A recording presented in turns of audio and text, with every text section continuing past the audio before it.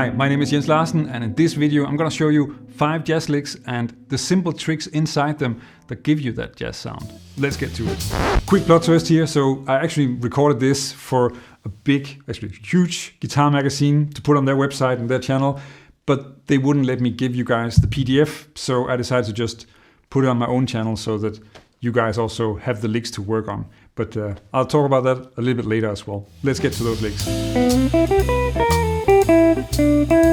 This has a great technique trick for playing faster runs and also adding some chromatic notes as well. Now these are all on an A-7 chord. I'm playing them here in the 5th position, so they're really close to sort of the good old box 1 pentatonic. Now instead of playing the arpeggio of the chord itself, the A-7, you play the arpeggio from the 3rd of the chord. So this is one of the most common moves in jazz. A-7 would be A, C, E, and G. Now the 3rd is the 2nd note, C, and that arpeggio is C, E, G, and B, which is a C major 7. It gives you a great melody that you can use in your lines and also a way to really bring out the B on top of the chord, which is the 9th.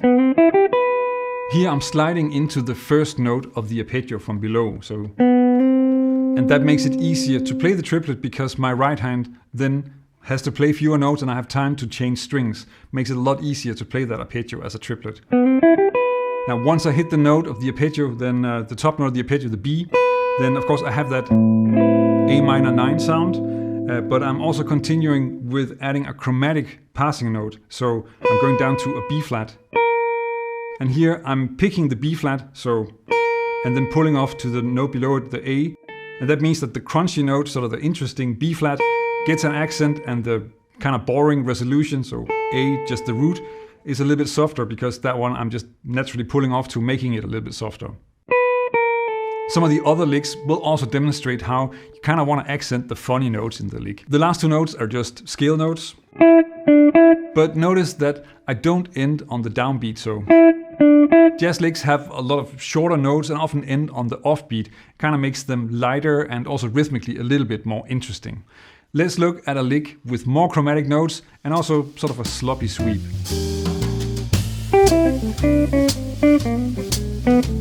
Lots of funny notes and a few twists and turns in this one. So the lick opens with this descending A-7 arpeggio, and I'm playing that as a sweep, so down, up, up, up. Now these notes should feel like a quick run, not a clean rhythm, so it can be a little bit muffled. That's actually fine. You don't want to sound like a MIDI track.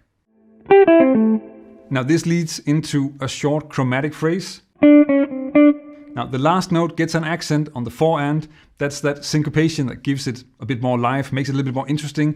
And this is actually a phrase that you can lift out and use anywhere. So it works in a lot of places already in this position. Now then we get another essential jazz move, and that's an enclosure. So here you approach a target note from above and below. So the target note is this A, and then we have a part that's above, that's the B, and also a part that's below, that's these 2 notes, the G and the G sharp. And here it's the same idea as the first lick. I'm accenting the interesting note, which is the note just before the resolution. So if you want to work on these licks without trying to memorize them off the video, which of course is quite difficult, then you can get the PDF.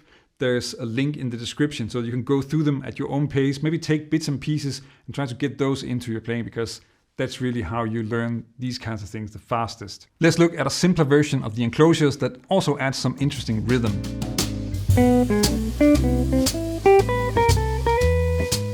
You can also strip the enclosures down a bit, just 1 note on each side of the target note.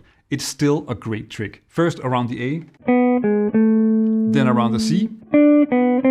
Now from the C I go straight into the C major 7 arpeggio, so again the arpeggio from the 3rd. It really is a common thing to do in jazz. And it ends also kind of similar to the first lick because I have a chromatic phrase up to the B, so. And here I'm just sliding into the B at the end, simply because that also gives it sort of an accent, makes it a little bit more interesting. And I'm of course also getting the A-7 with a 9 sound again. You can also add a bit of blues flavor to the sound, and a trill, another practical way to add a short, fast phrase to your solos. Check this out. This one adds some blues flavor to the mix. The flat 5, the E flat, is really the important note here, and I'm using it in two different ways. So first, I slide from the flat 5 up to the 5th. And a few notes later, then I'm using the same note, but now I'm sliding down to the 4th D. So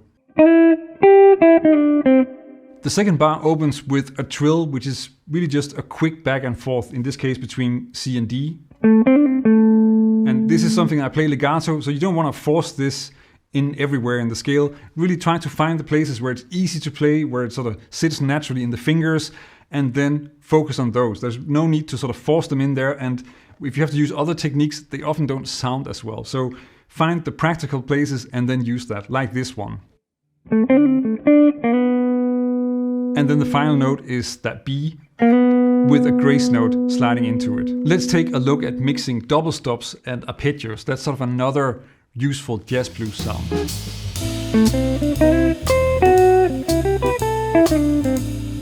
We start with the blues double stop, using a grace note to slide into both of those notes.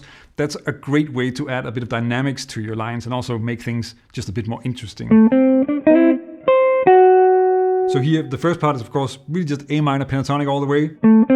All A minor pentatonic, and then of course the double stop is also A minor pentatonic, but I'm sliding into it with that grace note. Now I'm following that up with the tritone skip, so this wide interval that really brings out the F sharp, which is the 13th on A minor 7. It's a very distinct, kind of dissonant sound, but it also just sounds kind of nice. From the F sharp, I go into a C major 7 arpeggio, so again, the arpeggio from the 3rd of the chord. I'm playing that as a triplet, as you can hear. And like this, it sort of naturally leads into that A. And here that becomes the first part of a descending blues phrase, just A minor pentatonic with a grace note, like an E flat before the D. You can check out and play these licks yourself by downloading them here so that you don't have to learn them off the video. Now, the way you want to work on these is really just to take small bits and pieces and make your own licks from them. Make sure to use the stuff that you normally use and add the new things in there, because composing your own variations, now that's really how you make it fit with what you're already playing and make it a natural part of your solos. Now, thank you for watching. If you want to check out what the 3 most important arpeggios in jazz are, then check out this video. That really helps you get arpeggios to sound the way they're supposed to sound in jazz. Learn jazz, make music.